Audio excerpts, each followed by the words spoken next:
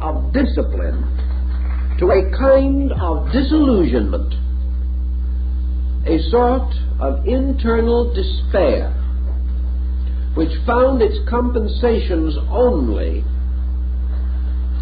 in that kind of reflection which arises from pain. Thus man became more aware of the sacredness of suffering, the sanctity of sorrow. He was re-experiencing the tribulation of Job. He was reaching out for security in which values that were to him apparently hopelessly lost could be rescued.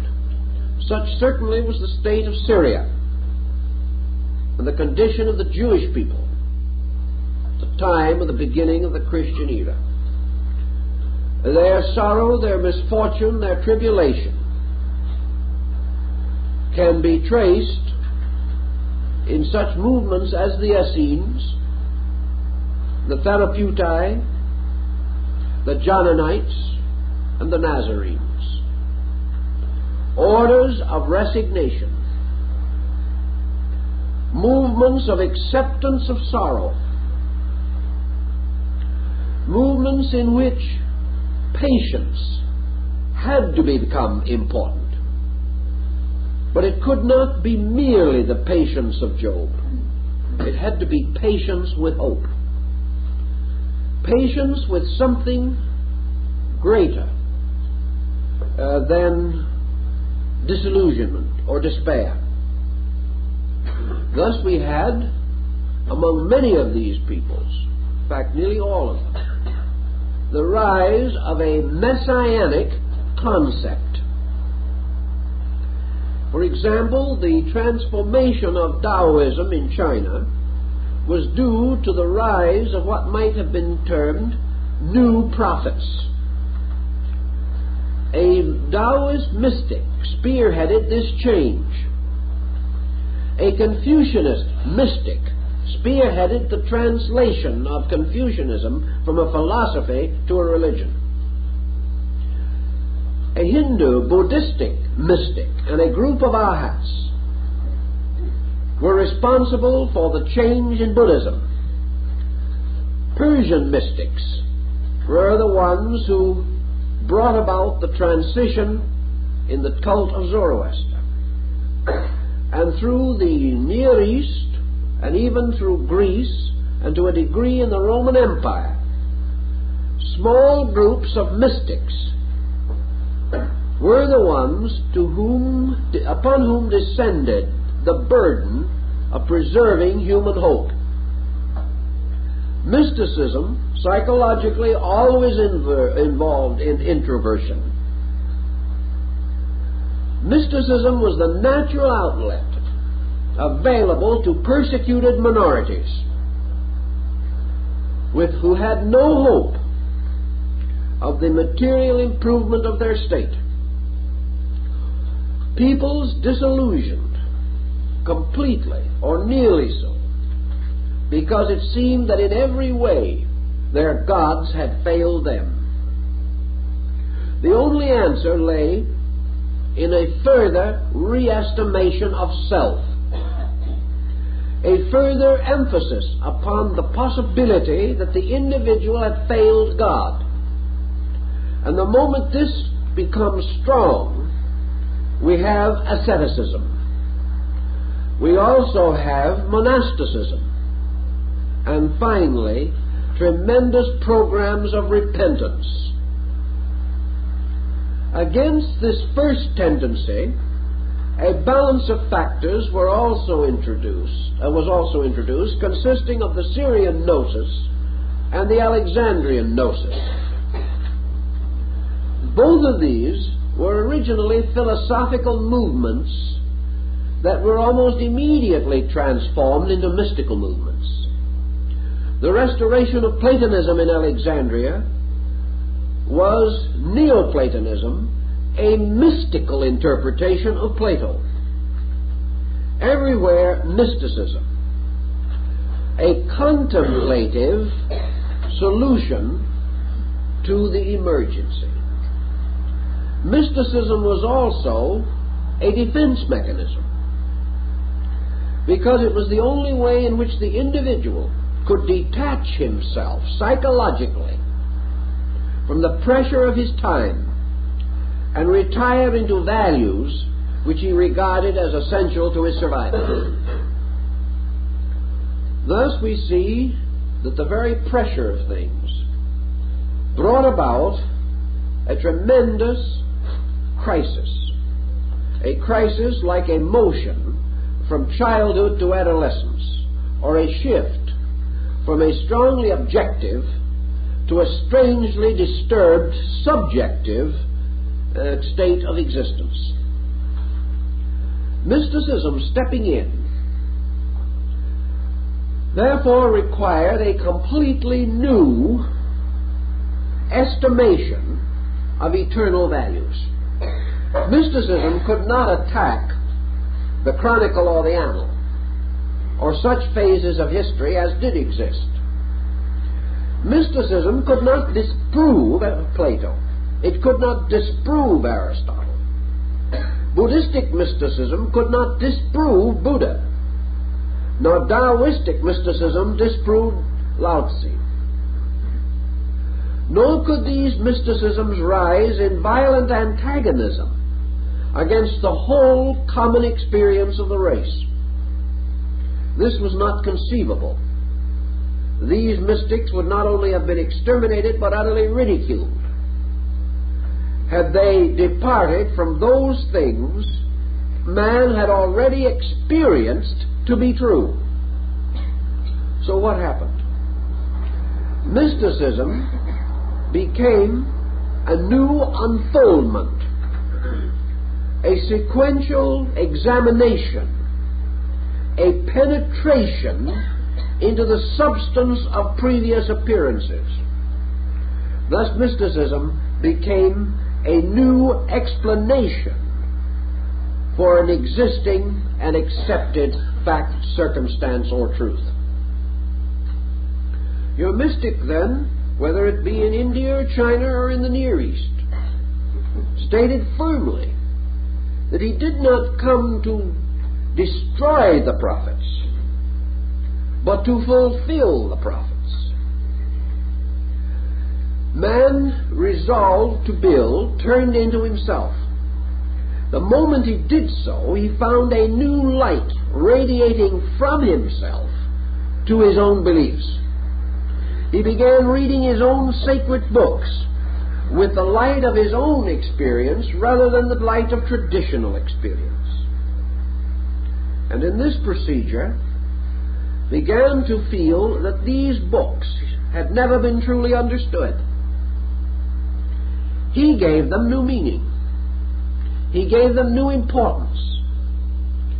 And as his contemplations extended, not only to the literary phases of religion, but to the creedal and doctrinal aspects, this man, with a great need in his own soul, found the light of his own need illuminating even the nature of deity. Perhaps he acknowledged, and perhaps he never knew, the inevitability and immovability of the divine nature.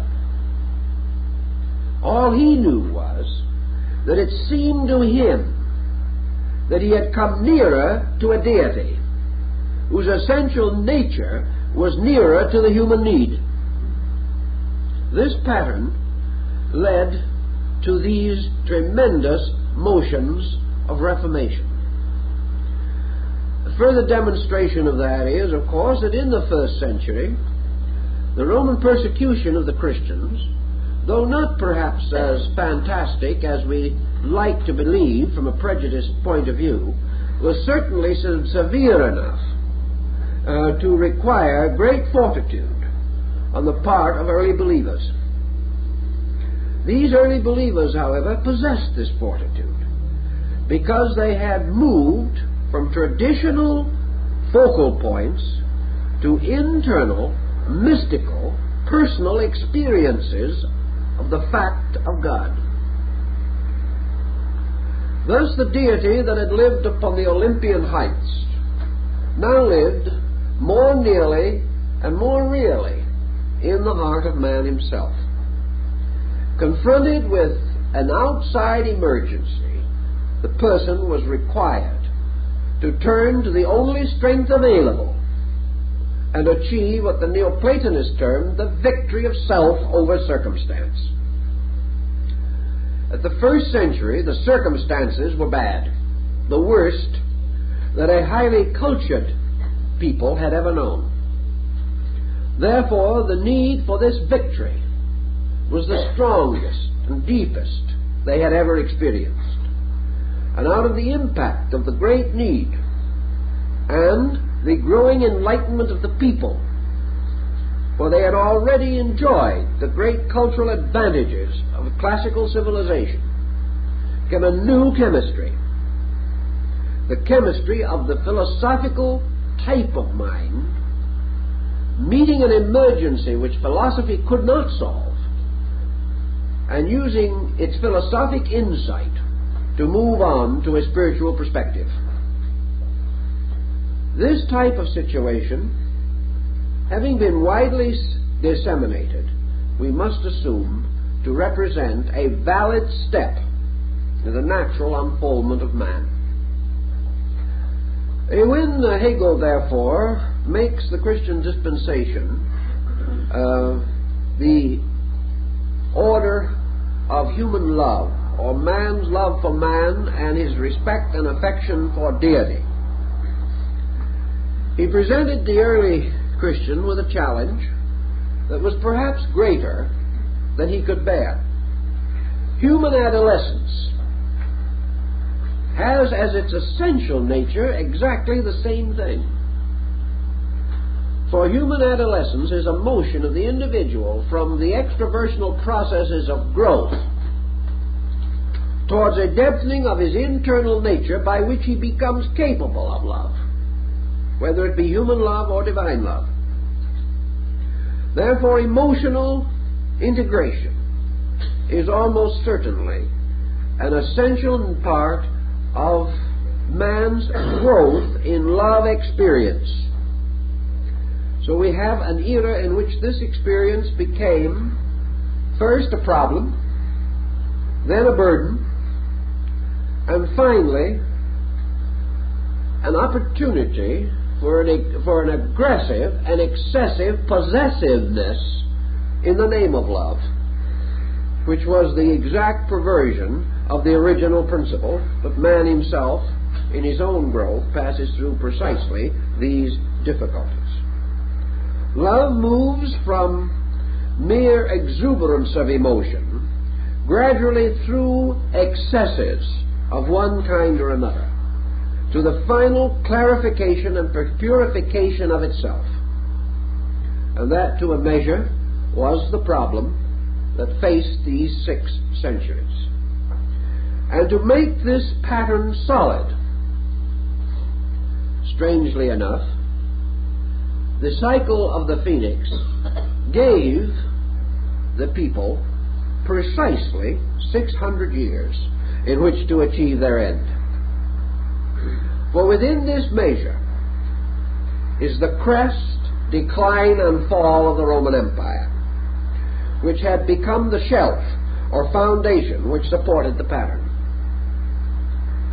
By the end of 600 years, man was tipped from the final decline of the Roman Empire into what we call the Dark Ages. The Dark Ages begin approximately 600 AD. And dark is an understatement.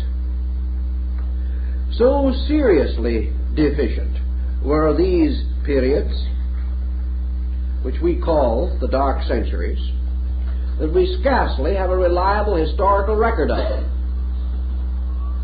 In this time, literacy declined, travel was forgotten, philosophy was lost, and religion was unable to integrate itself into any uniform, purposeful pattern. So the great opportunity which began with the Christian era literally closed or ended with the reign of Justinian, which brought to a theoretical and really factual conclusion the collapse of Roman supremacy. Justinian was one of those who buried Rome. In the very midst of this great 600-year period stands the impressive monument of the Council of Nicaea, convened by Constantine Magnus, paid for by him, presided over by him, and partly recorded by his secretary Eusebius.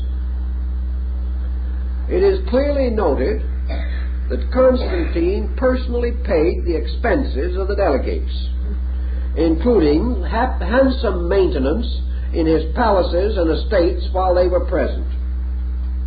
Probably some of the delegates enjoyed greater luxury than ever before in life, or ever again. But the purpose of the great council was to prepare Europe for the establishment of Christianity as its dominant religion. In the midst of this period also, we begin to see the difficulties arising. For philosophy had not been totally without experience in these things. Philosophy had always pointed out that there is something more to love than emotion, that there is something more to virtue than good intention, and that there is something more to progress than devotion. With these elements there must also be a sovereignty of common sense, an intellectual maturity by which the individual not only wishes to do well, but knows how to do well. And in the great excitement of the time, this point was seriously neglected. And out of this neglect arose the tragedy which resulted finally in the collapse of this Phoenix cycle. For at the end of the 600 years, the average person had not been able to establish love as a practical force within his own life. He had been unable to separate it from selfishness. He had not been adequately moved to educate it. He had not been reminded that emotion without discipline is madness. Therefore, he was a little mad, of good intention, but hopelessly unfit to meet the challenge. And out of his own unfitness came his own undoing. And his entire purpose was lost when the Dark Ages formed an almost insurmountable barrier separating one world from another. Rome contributed little to the preservation of anything other than the creedal form of Christianity. Greece gave something in its emphasis upon philosophic mysticism through Neoplatonism and the Gnosis. Egypt gave something in the last aspects of its Osirian rituals and rites. But the great danger and trouble was that the individual was no longer restrained in the attainment of certain knowledge. The barriers of the mysteries had been broken. We may say that this break was inevitable and ultimately absolutely necessary. But coming as it did, it was like maturity breaking upon the child. It results in that kind of a situation which may lead to the most disastrous difficulties, moral and even criminal.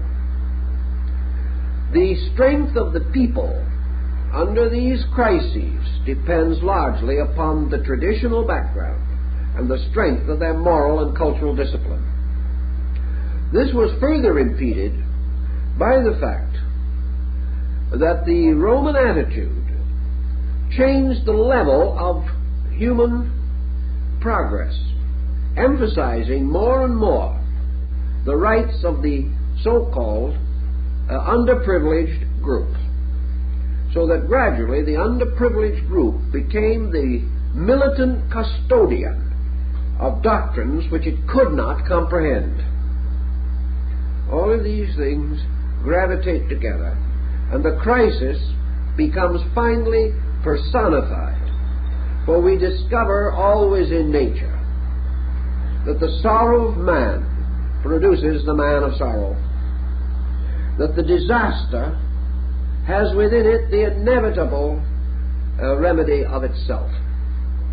Emergency must be met, and every emergency produces its heroes.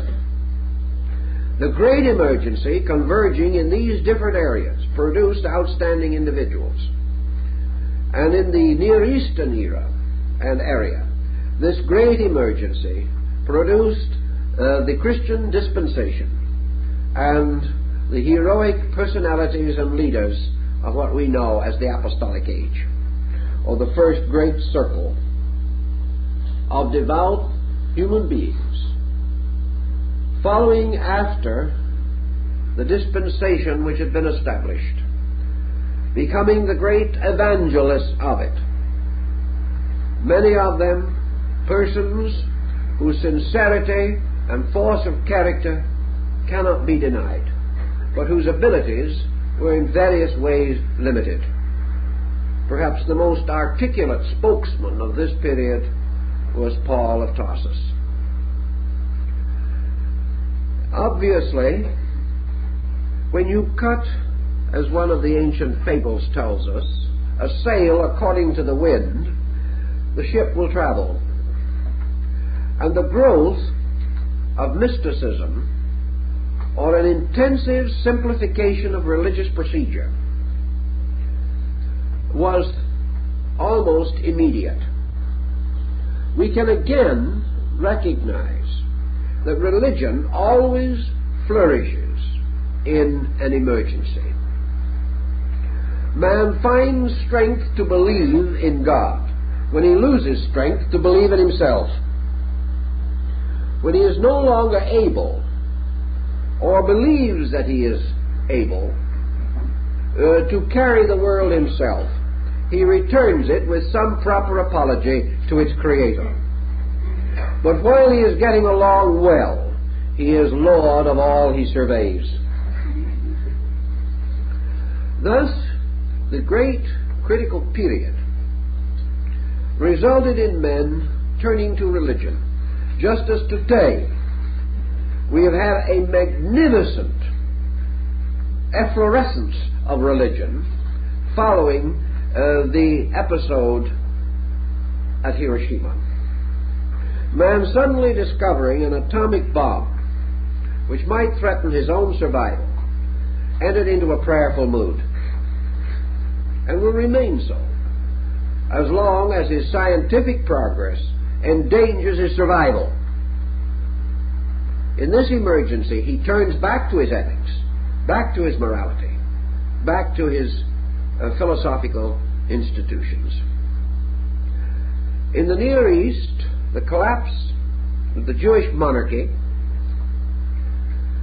was one of the factors which had a great deal to do with the local conditions in Syria at the time of the beginning of the Christian era. The unit of culture which produced Christianity was in a tremendous state of despair, of complete demoralization. And yet it reviewed the situation and accepted the earliest forms of Christianity merely as Reform Judaism. There is nothing to indicate very clearly that even the early apostles viewed themselves as other than the true Jew. The others had fallen away. Their Christianity was true Judaism, the Judaism restored by contemplation in tragedy and despair. They regarded the founder of Christianity as a learned rabbi,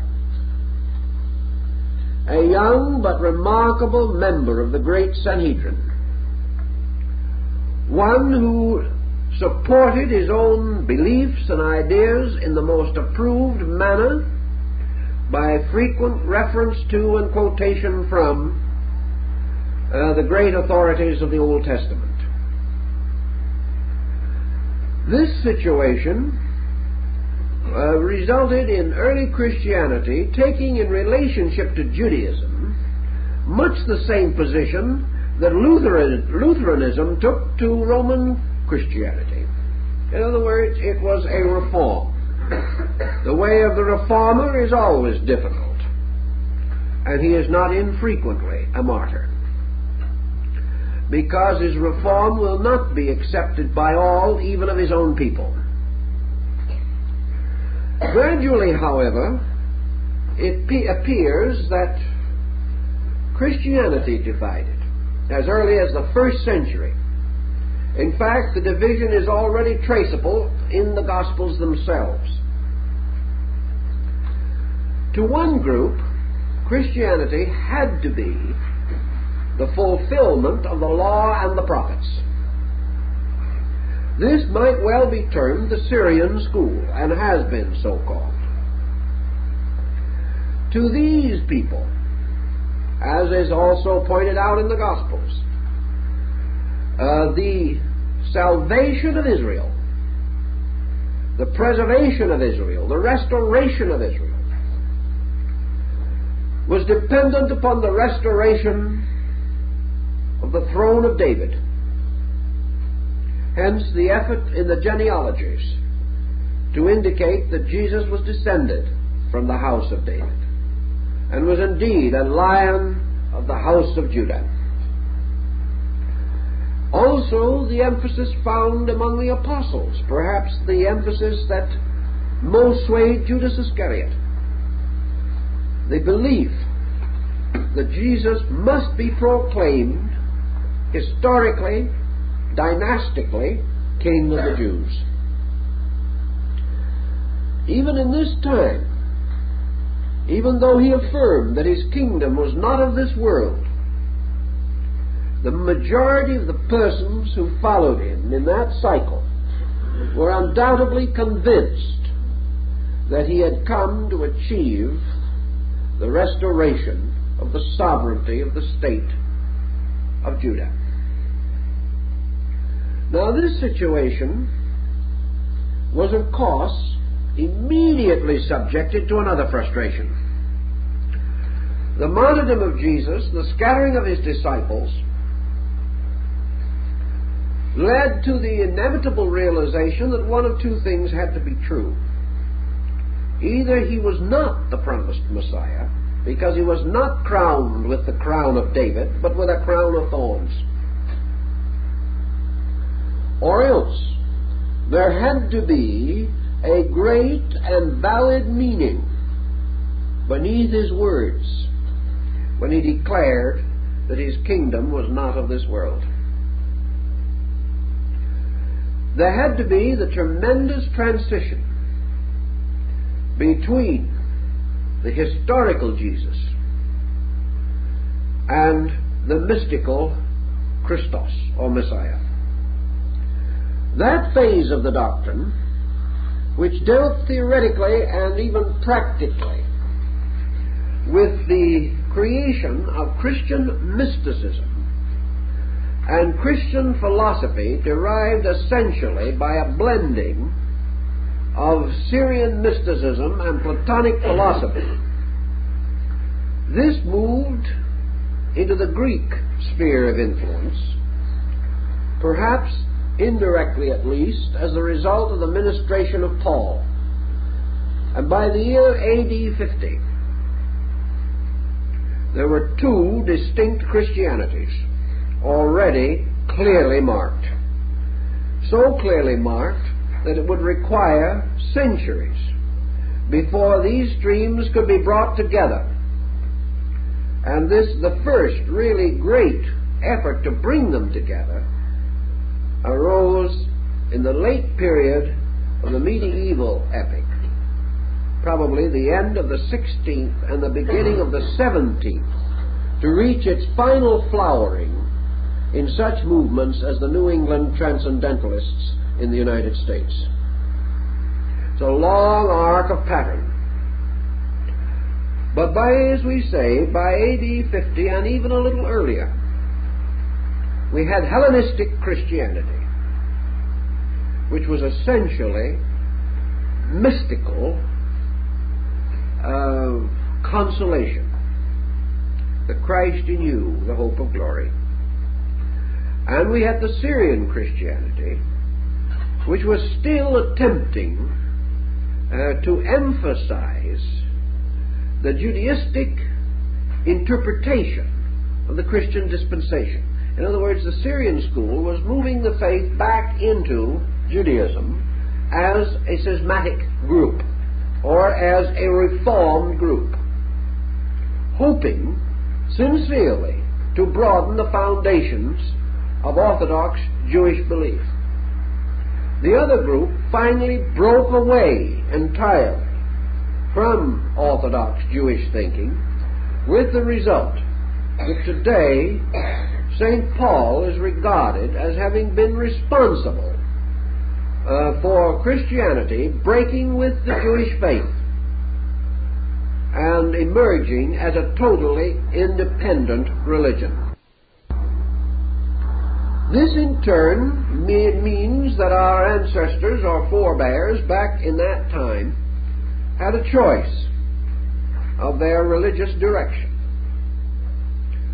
One was to unfold the Jewish hierarchical system, and the other was to depart from it totally into a kind of wilderness of internal seeking. Both courses were followed. The earliest effort to reconcile them was probably the Gnosis, but by that time the bitterness between the groups had intensified to the degree that they both turned upon the Gnosis and destroyed that. For when a family feud gets well underway, woe indeed to the arbitrator. He will be the victim of both sides. Moving westward, the Syrian Christianity resulted very largely in the early formation of the Western Church. The Hellenistic branch contributed considerably, traditionally and otherwise, to the Eastern Church and to the final rise of what we call the Greek Orthodox, which also produced a number of other groups, some of them splinters, and others more or less major branches, including the Russian Orthodox, the Armenian, the Bulgarian, the Romanian churches, distinguished almost entirely by national boundaries rather than by essential differences of doctrine. From the time of the Council of Nicaea, in which an effort was made to bring the two groups back again, to the present time, they have never officially reconverged. And out of the combination, to a degree, of these two groups arose finally the Anglican congregation, which became the Church of England. There is quite an involved story here also, but it is not within our present province. Our purpose is to distinguish as far as we can the valid historical factors which resulted in the year of the Christian era becoming the most important time in calculation for probably nearly a half of the living inhabitants of the earth. Not because they are all Christian, but because they have come under the influence of it to the degree that it affects their calendars, their dates, their chronologies, and all related matters. This situation, being essentially psychological, it also began to move. the gradual persecution of the early church and the difficulties through which it passed in the ante-Nicene period, or that is, prior to Nicaea. Ante meaning in this case prior to, not against. This situation also emphasized an intense segregationalism. The members of the community, not only for defense but for a certain neurotic need within themselves, separated themselves essentially from other groups and became the basis of a religious motion present throughout the descent of Christianity, which has been called separatism, or the sense that worship means apartness or away from. Probably to a degree this was due to the dangers and the competitive security offered by remote areas. This in turn had its psychological influence. It became more or less a faith of secret worship. And man shall worship his God in secret, and the God he worships in secret shall reward him openly. This thought from the Gospels themselves certainly influenced the early forms of the church. In these days, of course, there was no formal priesthood. There was no essential connection between groups, and the church consisted of completely isolated ecclesias or assemblies, presided over by deacons or by persons appointed from the congregation. There was a period in which revelationism played a part, and there were what were called the apocalyptic movements in the early years of the church. The apocalyptic movements dealt with visions, ecstasies, prophecies, appearances, apparitions, and phenomena, attempting to prove through various mysterious circumstances the approaching advent or the second coming. Others of these groups went deeper and deeper into their own mystical contemplations, becoming hermits and going back into the desert. Some of these certainly were patterned upon the old Jewish prophets, who were a very remarkable group, completely different from our common idea of prophet, being persons self-illumined, self-appointed, yet generally recognized by others. It's an interesting phenomenon, but all of these things fitted together to produce the gradually increasing pressure that certainly ultimately had to be organized. It had to be brought into some kind of a formalization. While this pressure was at variance with the Roman Empire, under the pagan emperors, it was held much in abeyance. But after Constantine, there was a general discontinuance of persecution. And by degrees, the church began to fall, becoming, for that period, the church militant, or the church composed of aggressive leaders seeking to broaden the foundation of the religion as a moral and spiritual duty. Thus, from this period on, we have great changes. But let's see what happens somewhere else.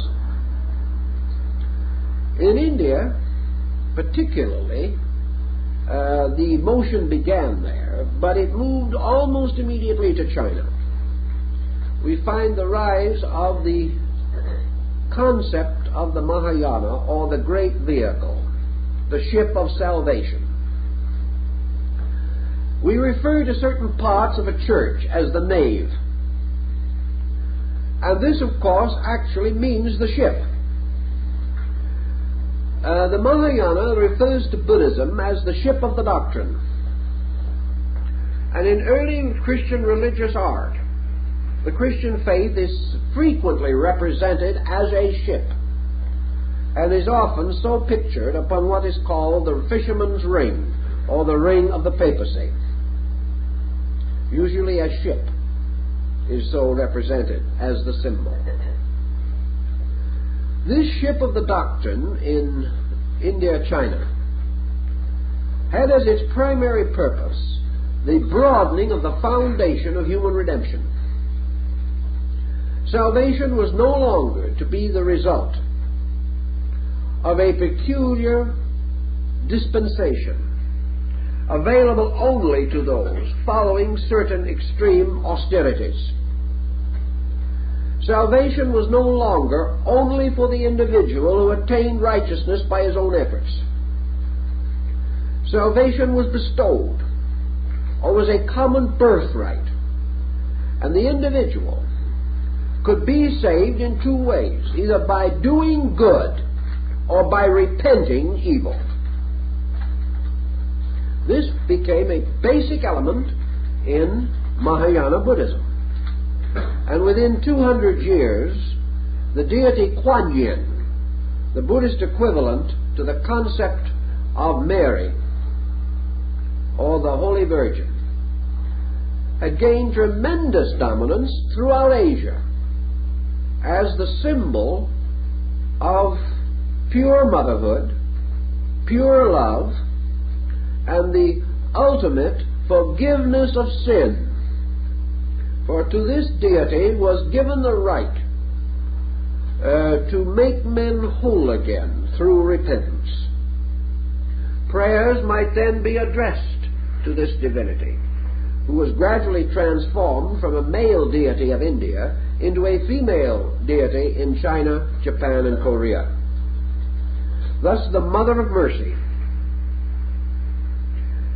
came to take precedence over the silent figure of Buddha seated in meditation. Buddha remained as the great teacher, but men did not approach him directly. They sought rather the solace of the understanding heart, the heart of the Great Mother. They went as children back to the Mother. In China we have very much the same thing. The Taoist divinities began to take on these same aspects. And in Confucianism, love or emotional regard came to be considered more proper than filial devotion, based upon the precedents and formalities of the older beliefs. Thus the faith of forgiveness became universally distributed. There is only one possible answer to it, and that is that we are measuring events by the internals of things. Now we might say that if this occurrence of the first century was the only example of this cycle operating, that we were in the presence of a completely miraculous incident, an incident by means of which one important date could be made to stand out as supreme in all history and in all time. We can take this attitude if we wish, but there are certain things which it will not fully explain.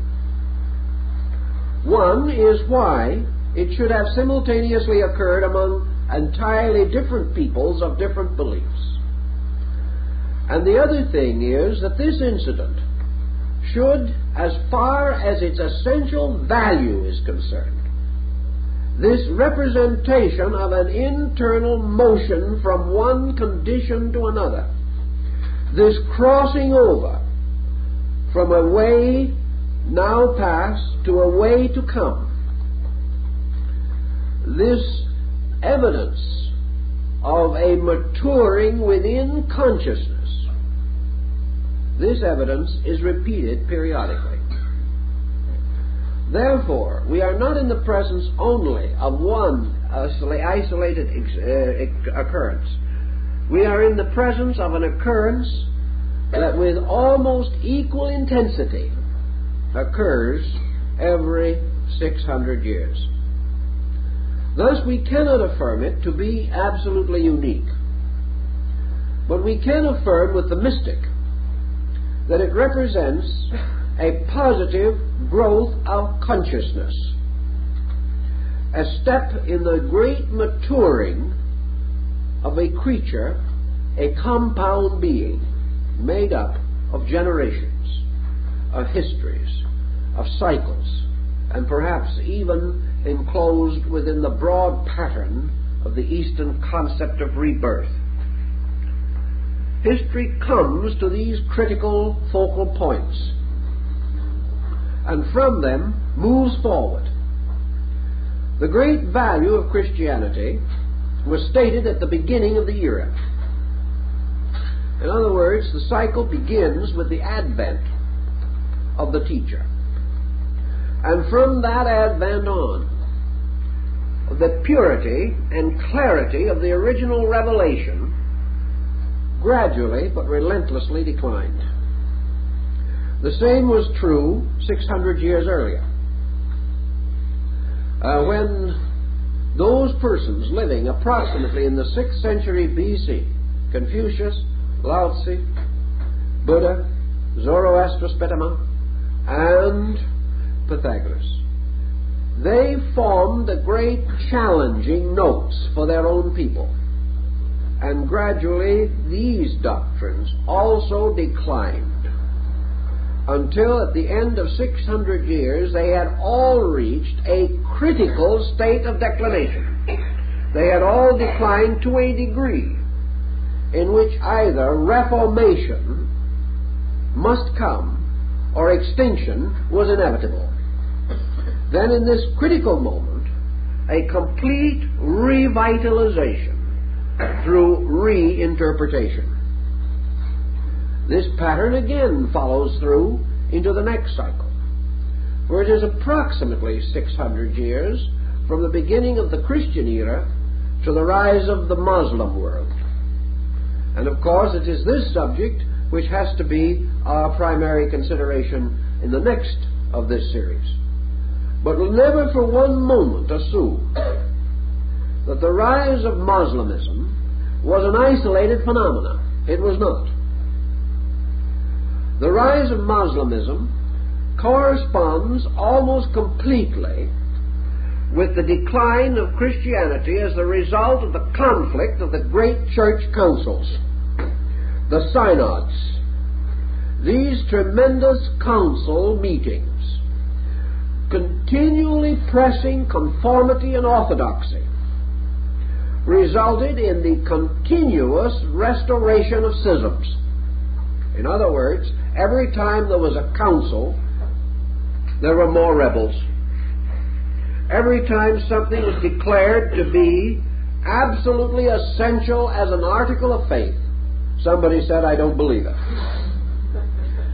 If these constant councils had not only come to some common understanding, or at least had maintained a respectable relationship to contemporary events, there probably would have been no Islamism. For Muhammad distinctly tells us, and the early Muslim historians reiterate it, that what Muhammad was attempting to do was to rediscover or restate the twofold doctrine which was the source of his own inspiration. Muhammad unhesitatingly acknowledges that his inspiration is derived from Judaism and Christianity, and that is why he cannot and is not held to be a pagan or a heathen. Muslimism, Judaism, and Christianity are regarded as a group indivisible in essential elements. The reason for Muhammad was the confusion and corruption of the church councils, and the definite belief that he had that these councils have betrayed utterly the purposes of the great teacher who founded them. That already a violent and vigorous reform was necessary.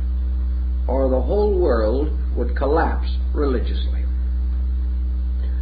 Now this, of course, was the attitude of a man in an isolated area, Arabia, but no more isolated and no more provincial than that which was the cradle of Christianity. Muhammad had the advantage of the perspective of what had occurred to another faith. He saw many things with the peculiar clarity of a simple man. He claimed no divinity, but he did claim penetration and insight into things obvious. Now, the effect of this upon the entire ensuing cycle of 600 years is precisely dated. But we may say that without the church councils there would have been no Islam. We might also say that without Islam we might not have been able to preserve the Christian church. These became ultimately interrelated factors, helping each other even though apparently opposing each other. The church, frightened to death over the ascendancy of Muslimism, began cleaning its own house, and the result was the gradual integration of a united front. In the presence of a common enemy, private feuds were relegated to obscurity. We cannot say that the axe was completely buried. The handle was left out. But for the moment it was convenient to forget the handle. So we follow this arc of circumstances, the pain, the sorrow, the misery, the disillusionment that led ultimately to the birth pains of a great faith. We follow this faith through its childhood, and we discover that, like all children, it was finally passed from the age of fairy tale, from a strange, unreal world, seen through parental guidance, a world of legend and lore and fantasy. It had to gradually face very much the happening that occurs to the 7-year-old child when it suddenly goes to school for the first time. Christianity had to go to school when Islam came along. It had to accept its next experience, namely its adjustment to a pattern of non-Christian peoples.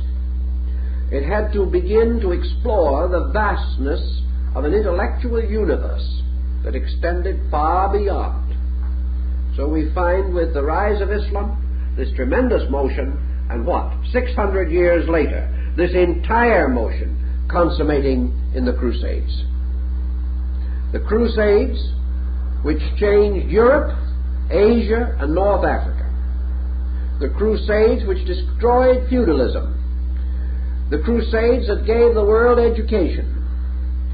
The Crusades in which both the Muslim and Christian worlds became sadder but wiser. Almost exactly this date marked the next avatar of the Phoenix. Now, the Crusades were not the only thing that happened then, because with them came a complete reorientation of the total perspective of man.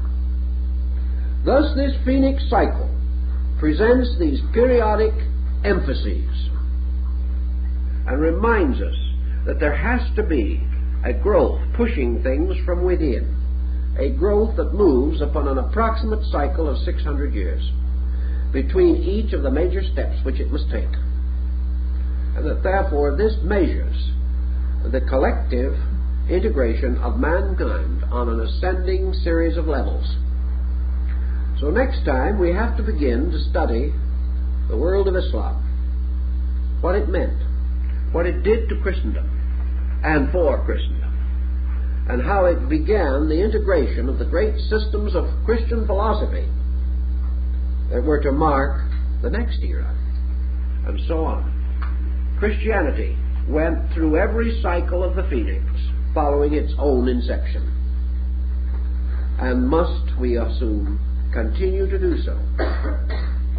So we are not speaking merely of Islam next week. We are speaking of a world, focusing our attention upon the crisis that occurred with the advent of Muhammad, and how this crisis affected every one of us, and still affects us, whether we realize it or not. And so I think our time is up, and that's the best we can do for tonight if you're going to get your bus.